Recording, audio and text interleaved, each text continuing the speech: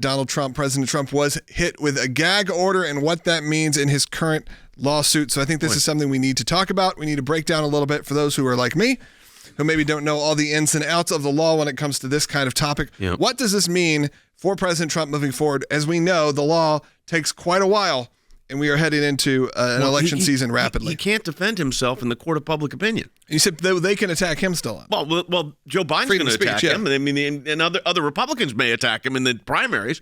So he'll be attacked for this, and he may be holding exculpatory evidence, that is evidence that proves innocence, and he can't discuss it because of a judge deciding to squelch the First Amendment. But I want to go to Harry Hutchinson first on this, because Harry had a really good point when we were in our prep meeting. And it's because I said it's kind of the opposite of what you normally expect, Harry, because normally for the government to do this, there'd have to be, this compelling governmental interest. What would be the compelling governmental interest in saying that the defendant can't protect himself in the court of public opinion? Well, fair trial. But he's the defendant, so if he takes that risk, that's his risk. But you made the point that everything here has been turned upside down. Absolutely. And if you look at recent American history, we have reversed basically the burden of proof. And so with respect to President Trump, he is presumed guilty before the trial actually occurs. And the judge's order in this particular case, irrespective of the constitutionality of that order, essentially places the burden of proving one's innocence on the defendant. So in a typical case, we are presumed innocent before our peers, before a court of law, but everything is reversed with respect to Trump.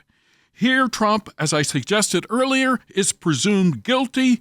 Hence, the judge sides with the district attorney of Manhattan and slaps Trump with a gag order when it should be reversed. If any gag order is to be placed on anyone, it should be placed on the Manhattan district attorney. Secondarily, of course, as you point out, Jay, President Trump is unable to defend himself in the court of public opinion with respect to this trial. So if the judge is going to do that, then he needs to impose the same order on each and every potential presidential opponent, including President Biden. Of course, he has no jurisdiction to do it, right? Absolutely but you're not. Right. You're right. Under the First Amendment, he wouldn't be able to do that. So I think it's very, very unfair, it really and I think the American people will see through this. I think so. Good comments coming in. Someone from Rumble asked, what if they brought this up in the debate? What if that was approached then? Well, I think this presents the real problem here. I mean, it puts the former president, the current leading Republican, as far as running for front runner for the primaries, puts him in an untenable situation where accusations or questions, as Logan said, a question from a debate host or a moderator or a question from the media, and when he's doing a town hall like he's doing tomorrow night, and all of a sudden you're in a situation where he can't even defend himself.